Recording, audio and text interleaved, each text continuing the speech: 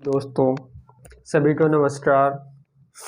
तो दोस्तों आज हमने एक नया टॉपिक स्टार्ट करने जो मैथ का बहुत ही इम्पोर्टेंट है, जो सामान्य जानकारी के लिए बहुत ज़रूरी है। वो है दोस्तों नंबर सिस्टम।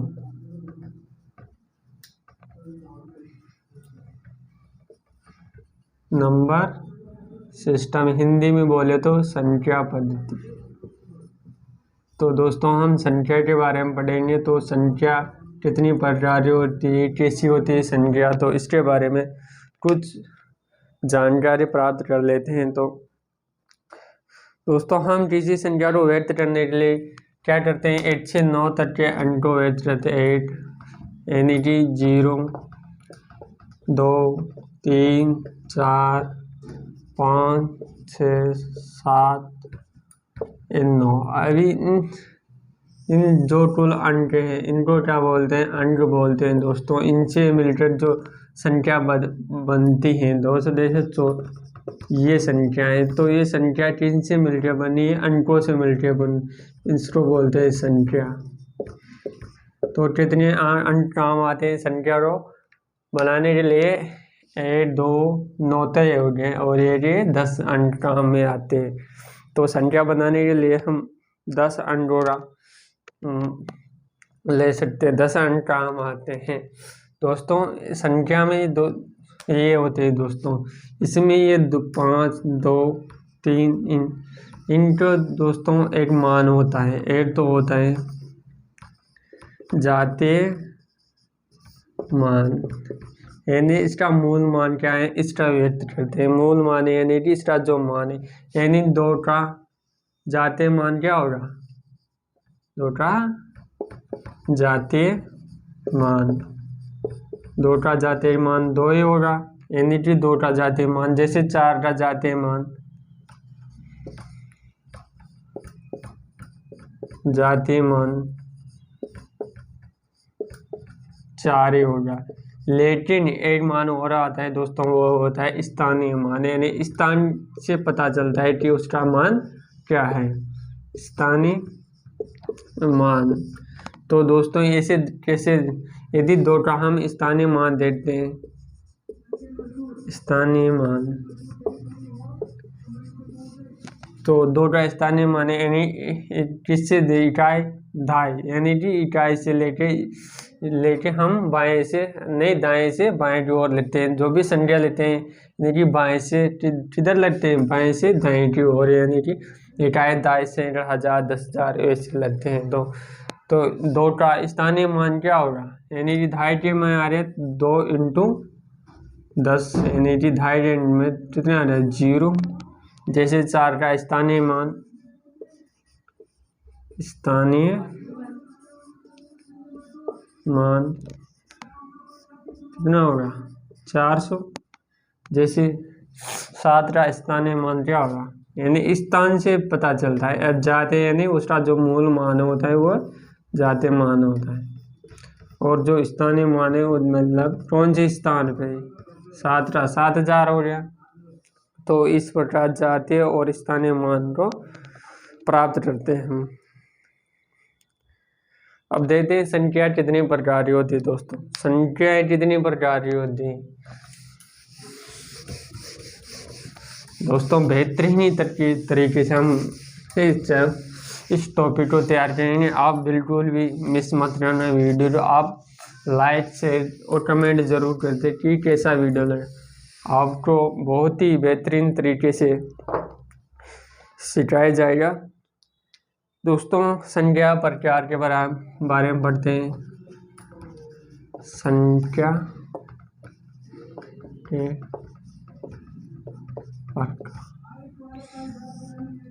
दोस्तों, संख्या कितने प्रकार की होती है। पहली संख्या है दोस्तों प्राकृतिक संख्या है। कौन सी, नेचुरल नंबर होती है दोस्तों। पहली संख्या कौन सी होती है, प्राकृतिक संख्या। प्राकृतिक संख्या क्या होती है, यानी कि नेचुरल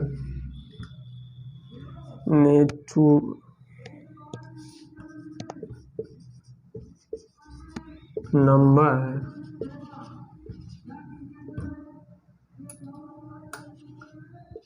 नंबर। तो दोस्तों नेचुरल नंबर क्या होते हैं? यानी जो भी किसी वस्तु को गिनते हैं हम, किसी वस्तु को गिनना होता है। जैसे कि मान लो 8 पेन है, तो 8 पेन को लिए 8, जैसे 2 पुस्तक है, ऐसे गिनते हैं कि 5 विद्यार्थी हैं, ऐसे गिनते हैं। तो ये संख्या क्या होगी? प्राकृतिक संख्या, यानी कि 1 2 3 4 5 6 7 और इनफाइनाइट है। ये संख्या क्या होगी दोस्तों? नेचुरल संख्या होगी। क्या होगी? नेचुरल संख्या होगी। नेचुरल यानी कि नेचुरल संख्या क्या होती है? 8 से इनफाइनाइट यानी अनंत तक होती है। इनफाइनाइट का मतलब होता है अनंत, यानी 1 2 3, यानी कि किसी संख्या को गिनते हैं। मान लो वही क्या संख्या है? प्राकृतिक। इसमें हम शून्य को नहीं डिनोट करते हैं, यानी शून्य नहीं लेते दोस्तों। इसमें जो प्राकृतिक संख्या है उसमें शून्य नहीं आता, यानी कि शून्य कोई वस्तु को गिनते नहीं हम शून्य से, यानी शून्य वस्तु होती नहीं, कोई चीज होती। इनसे हम किसे डिनोट करते हैं? हम इसको कैपिटल एन से डिनोट करते हैं। यदि कैपिटल एन आ गया वो प्राकृतिक संख्या होती है। इसको कैपिटल एन से डिनोट कर दें।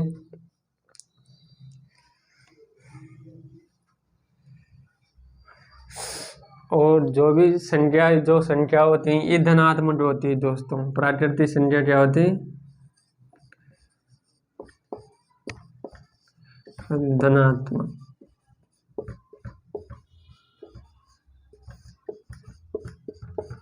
धनात्मक होती है, यानी कि हम ऐसे नहीं ले सकते -2 -5, ऐसी संख्या नहीं ले सकते दोस्तों। ये संख्या नहीं ले सकते क्योंकि प्राकृतिक संख्या क्या होती है? धनात्मक होती है। तो ये माइनस इनको आगे पढ़ेंगे दोस्तों। दूसरी होती है पूर्णांक संख्या।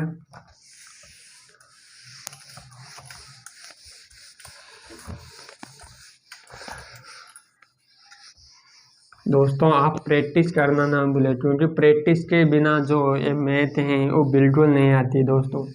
यदि आप प्रैक्टिस करोगे तो मैथ बहुत ही सरल तरीके से, आसान तरीके से हो जाती है। इसको प्रैक्टिस चाहिए, आप प्रैक्टिस करते रहो। अब दूसरा है दोस्तों पूर्ण संख्या।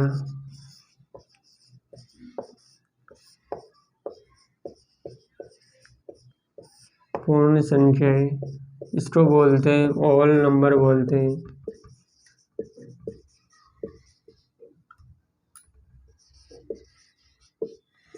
ऑल नंबर बोलते हैं।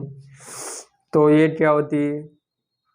जब हम प्राकृतिक संख्या क्या थी? 1 2 3, यानी इनफाइनाइट। यदि इसमें 0 शून्य भी डिनोट करते हैं, यदि शून्य जोड़ते हैं तो ये संख्या क्या होगी? पूर्ण संख्या होगी दोस्तों। यानी कि शून्य जोड़ते हैं क्या संख्या होगी? पूर्ण संख्या होगी। तो इसमें ओनली प्राकृतिक संख्या और इसमें कितना क्या डिस्टेंस है? ओनली 0 रहा, यानी इसमें शून्य भी जोड़ देते हैं तो वो पूर्ण संख्या होती है। इसको हम किससे डिनोट करते हैं? तो इससे दर्शाने के लिए हम किसका W का प्रदर्शित करते हैं, प्रदर्शित करते हैं। तो पूर्ण संख्या वो होती है जिसमें 0 भी शामिल होता है। तो ये भी हो गया। ये 0 है ना दोस्तों, ये 0 यानी कि ये क्या है? सबसे छोटी, सबसे शून्य क्या है? सबसे छोटी पूर्ण संख्या है, छोटी पूर्ण संख्या है। इससे छोटी क्या है? इससे छोटी, सबसे छोटी क्या है? पूर्ण संख्या है। अब देखते हैं हम आगे तीसरी पूर्णांक संख्या।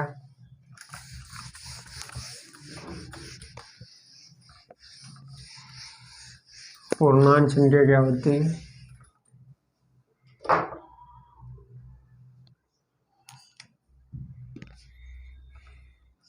तीसरी दोस्तों पूर्णांक संख्याएं, पूर्णांक संख्याएं, इंटीजर नंबर। क्या होता है इंटीजर?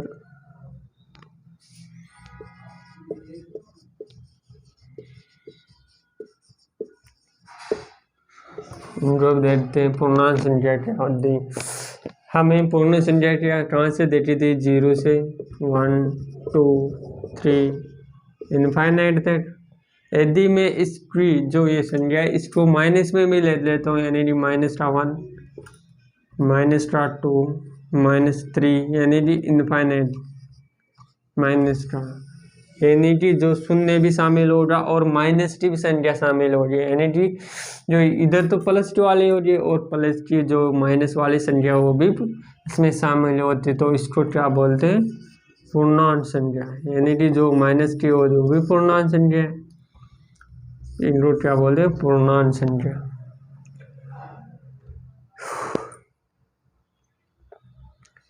इसको हम एल से प्रदर्शित करते हैं दोस्तों। पूर्णांक संख्या एल से प्रदर्शित रहते हैं या आई से प्रदर्शित रहते हैं। आई से प्रदर्शित करते हैं या व्यक्त करते हैं, जो भी मान लो आप, जो भी समझ में आए। तो इसमें हम क्या है, यानी कि माइनस की संख्या भी इसमें शामिल करेंगे। तो आपको यहाँ तक समझ में आया? बिल्कुल, आई होप आपके यहाँ तक तो समझ में आ गया होगा। तो आगे चलते हैं हम।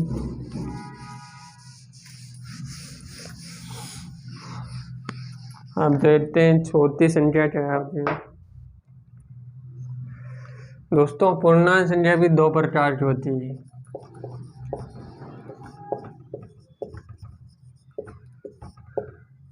दो प्रकार की होती है। कितनी प्रकार की होती है? दो प्रकार की होती है। यानी कि ये तो धन पूर्णांक होगी, यानी कि जो धनात्मक है, धन पूर्णांक। धन पूर्णांक यानी कि जो प्लस वाली संख्या उसे क्या बोलते हैं? धन पूर्णांक। जैसे इसको आई डिनोट से व्यक्त करता हूँ मैं, तो 1 2 3 4 यानी इनफाइनाइट थे, ये तो धन पूर्णांक होगी। और ऋण पूर्णांक यानी कि दूसरी ऋण जो माइनस वाली है, ऋण पूर्णांक। ऋण पूर्णांक क्या होगी? माइनस वाली, नहीं -1 -2 -3 इनफाइनाइट थे। इनफाइनाइट थे होगी। तो ये आपको समझ में आया होगा। तो अब आगे चलते हैं। पूर्णांक संख्या कितनी प्रकार की? दो प्रकार की होती है। हमने अभी तक कितनी संख्या पढ़ी? ये तो प्राकृतिक संख्या, एक पूर्ण संख्या, एक पूर्णांक संख्या, यानी 3 प्रकार की संख्या पढ़ ली हमें अभी तक। तो यहाँ तक तो आपके समझ में आ गया होगा। अब देखते हैं दोस्तों सम संख्याएं। सम संख्या क्या होती है? चौथी क्या वाली? सम संख्या।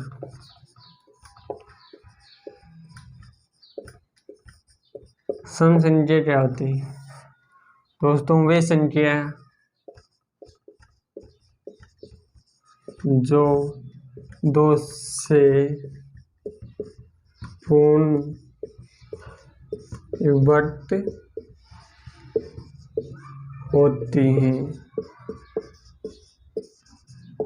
यानी कि जिसमें कितना दो का भाग जाता है वो संख्या क्या होती है? पूर्ण संख्या होती है। जैसे कि 2 4 6 8 10 ऐसे करके हम पूर्ण सम संख्या लिया करते हैं। अब दूसरी होती है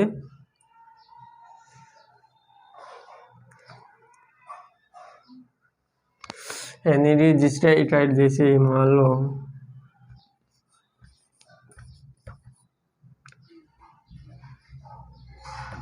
चौथा ये संख्या क्या है, ये संख्या कैसे पता करेंगे किसी ये सम संख्या या पूर्णांक संख्या? तो हमें क्या देखना है, जो इकाई अंक हो वो या तो 2 4 हो, 6 हो, यानी 0 2 4 6 8। ये संख्या यदि इकाई अंक संख्याएं 2 0 2 4 6 8, तो वो संख्या क्या होती है, सम संख्याएं होती हैं। विषम संख्या देखते हैं।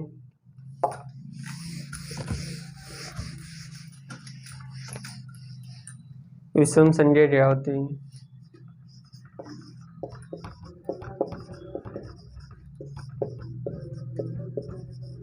सम संख्या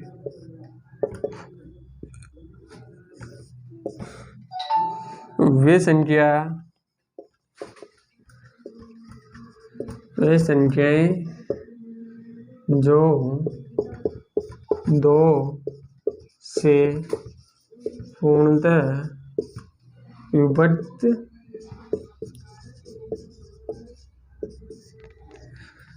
नहीं होती, यानी कि 2 से पूर्णतः विभक्त नहीं होती, और संख्या विषम संख्या कहलाती है। जैसे कि यदि कोई संख्या है,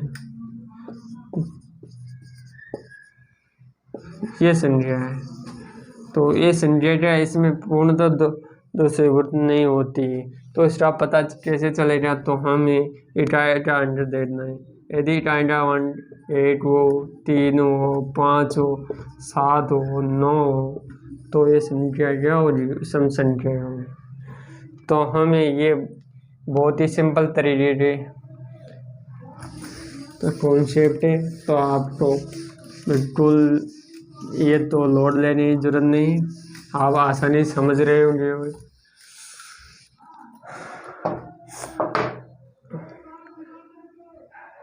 अब देखते हैं अभाज्य संख्या दोस्तों।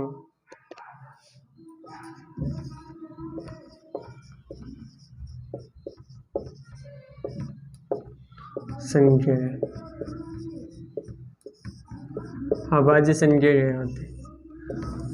अभाज्य संख्या हम देख लेते हैं। अभाज्य संख्या वह संख्या होती है जो स्वयं और एक के अलावा कोई अतिरिक्त किसी अन्य संख्या का भार नहीं जाता है। यानी कि जैसे मान लो कोई संख्या है 7, यदि 7 में हम 1 का डिवाइड करते हैं तो 7 बाहर जाता है, और यदि हम 3 7 का भाग करते हैं तो 8 बाहर जाता है। यानी कि ये स्वयं के अलावा और 8 के अलावा किसी अन्य से भाग नहीं जाता, यानी डिवाइड नहीं होता, विभक्त नहीं होता, भाग नहीं जाता, तो वो संख्या क्या कहलाती है, अभाज्य संख्या कहलाती। जैसे मान लो कोई संख्या है 13, यदि 13 में हम 2 का भाग दे नहीं जाएगा, 3 का नहीं जाएगा, 4 का नहीं जाएगा, 5 आप किसी यानी कि 12 तक किसी संख्या का भाग नहीं जा रहा, ओनली किसका भाग जा रहा है, एक तो 1 का भाग जा रहा है और ओनली 13 स्वयं भाग जा रहा है। तो ये संख्या क्या होगी, अभाज्य संख्या है। कौन सी संख्या है, अभाज्य संख्या है। जैसे मान लो कोई संख्या 23, तो ये संख्या कैसे पता करनी कि अभाज्य है या सब अभाज्य है, भाज्य। तो इसका पता हम कैसे करेंगे, हम इसमें भाग देंगे, फिर किसका भाग देने, सारी संख्या का 1 2 3 4 जो भी संख्या हो उसका भाग देने। यदि हम इसमें भाग देते तो इसमें 1 और इस स्वयं के अलावा किसी संख्या का भाग नहीं जाता, तो ये संख्या क्या कहलाती, अभाज्य संख्या कहलाती।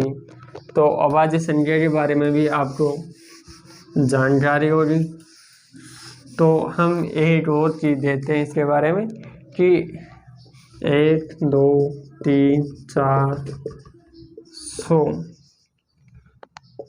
100 तक कितनी अभाज्य संख्या हो सकती है दोस्तों, 100 तक कितनी अभाज्य संख्या होती है।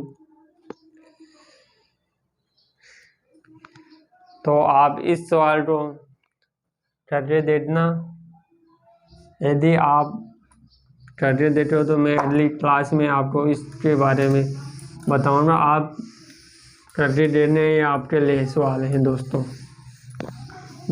आप एक डाउट हो रहा होगा कि ये दो संख्या है,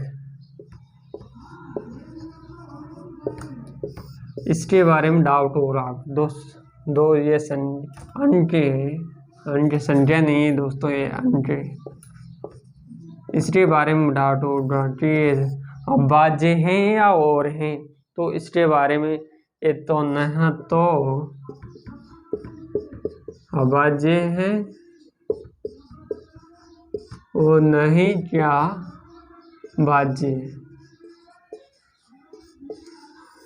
ये तो ना तो इसमें भाज्य और नहीं अभाज्य संख्या है।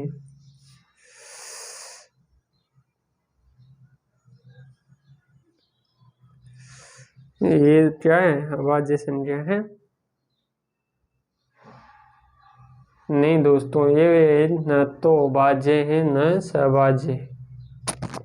इसको आप ऐसे कर लो, ये सम संख्या है दोस्तों, तो आप इसको ऐसे कर लो कि ये सम संख्या है, तो सबसे छोटी क्या होती है?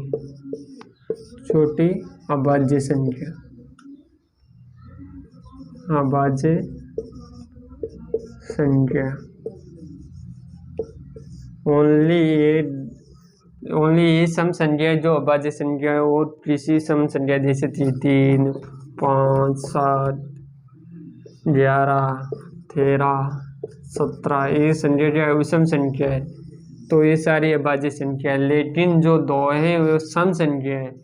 दो क्या है? सम संख्या है, जो कि अभाज्य संख्या है, यानी कि दो में ओनली एक का भाग जाता है और स्वयं का भाग जाता है और किसी का भाग नहीं जाता है, तो ये अभाज्य संख्या है।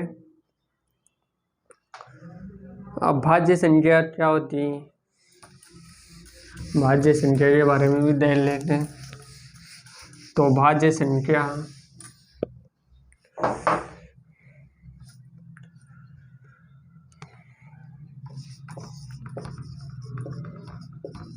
भाज्य संख्या यानी कि वे संख्या है जिसमें स्वयं एक और स्वयं के अलावा किसी और अन्य का भी भाग जाता हो, अन्य का भाग जाता हो, तो स्वयं और अन्य संख्या का क्या जाता भाग जाता हो। यानी कि कोई संख्या मान लो 12 है, इसमें स्वयं ड्राइव जा रहा है, 8 ड्राइव जा रहा है, इसमें 2 का दे लो, 2 का जा रहा है, 3 का जा रहा है और 12 का जा रहा है, 8 का जा रहा है, तो कितनी संख्या बाहर जा रहा है? 1, 2, 3, 4 संख्या बाहर जा रहा है इसमें, तो ये कौन सी संख्या होगी? भाज्य। जैसे मान लो आप 16 ले लो, तो इसमें किसका बाहर जा रहा है? इसमें 2 का बाहर जा रहा है, 4 का बाहर जा रहा है, 8 का बाहर जा रहा है और 16 का जा रहा है, तो इसमें स्वयं के अलावा अन्य संख्या का बाहर जा रहा है, तो ये कौन सी संख्या है? भाज्य संख्या। यानी कि किसी अन्य संख्या से क्या होती है? उभरती हो रही है, तो कौन सी संख्या? भाज्य संख्या होती है। हाँ दोस्तों, एक बहुत ही इम्पोर्टेंट संख्या होती है सहभाज्य संख्या। आपको ये बहुत ही बेहतरीन तरीके से याद रखनी। सहभाज्य संख्या क्या?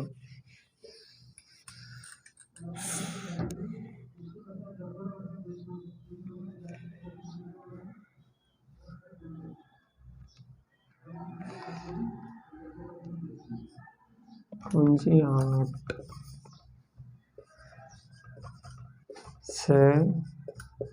सहभाज्य संख्या है।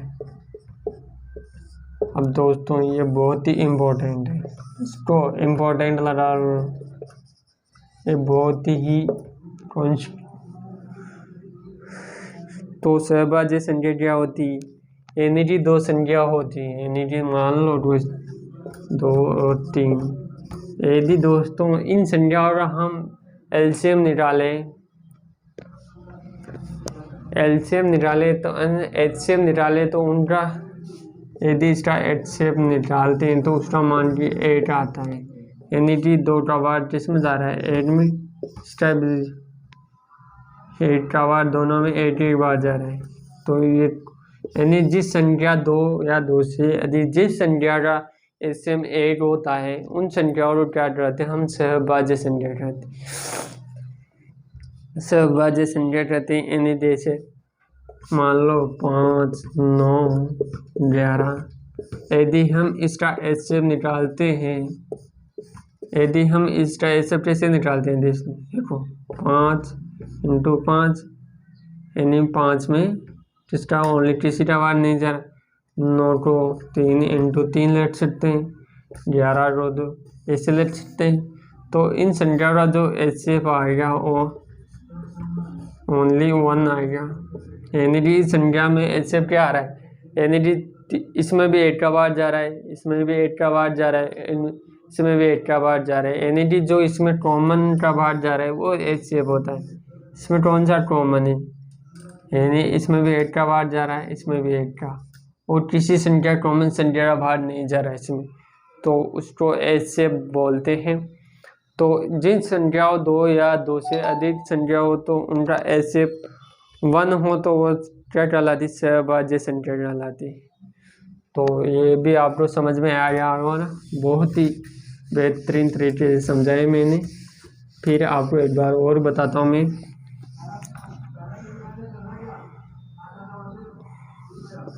लो 16, 21, मान लो 65 है,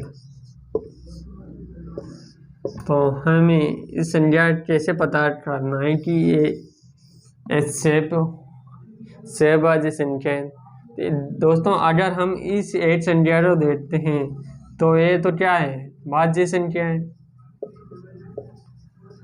ये क्या है, ये भी भाज्य संख्या है, ये भी क्या है, भाज्य संख्या है। लेकिन हम इन तीनों को मिलाकर यानी कि 16, 21, 25 को मिला के देखते हैं तो इन संख्याओं का एचसीएफ कैसे ज्ञात करते हैं, यानी कि 16 का टुकड़े करते हैं, यानी कि 2 × 2 4, 4 दूनी 8 ये होते हैं।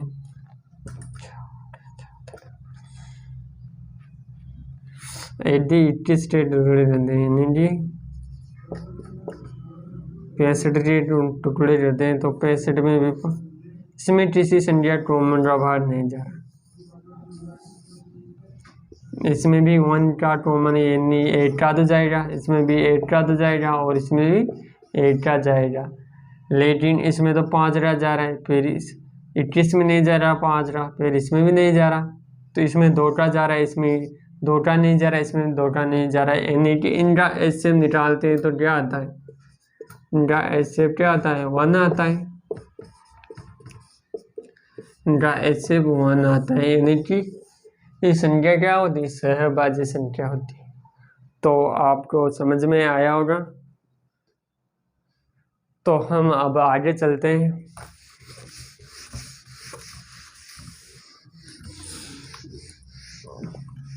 तो दोस्तों आज की वीडियो को यहाँ ही ख़त्म करते हैं। तो आई होप आपके समझ में आया होगा। अगली वीडियो देखने के लिए चैनल को सब्सक्राइब करिए, बेल आइकन दबाएं ताकि आपको अगली वीडियो आने का नोटिफिकेशन मिल जाए। तो ओके बाय, मिलते हैं नेक्स्ट क्लास में। Thank you.